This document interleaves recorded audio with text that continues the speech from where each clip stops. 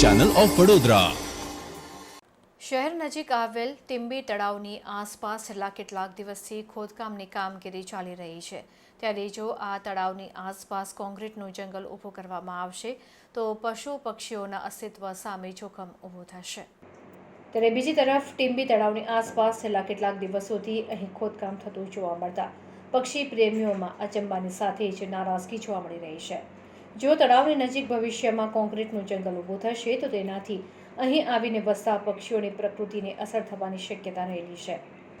વડોદરા શહેરના છેવાડે આજવા ક્રોસિંગ પછી આવેલ સિગ્મા ઇન્સ્ટિટ્યૂટ પાસે ટીંબી તળાવ પક્ષીઓના વસવાટ માટે ખૂબ પ્રચલિત છે।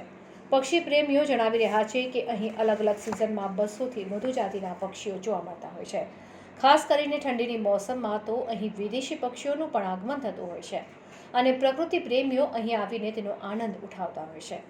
આ જગ્યા અત્યંત શાંત અને રમણીય હોવાથી પક્ષીઓના વસવાટ માટે પણ એક સાનુકૂળ સ્થળ માનવામાં આવે છે।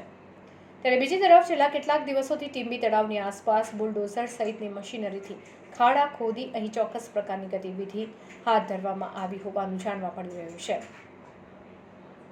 પરંતુ આ શું કામ છે અને કઈ ગતિવિધિ થઈ રહી છે તેનો જવાબ હજી સુધી મળી શક્યો નથી।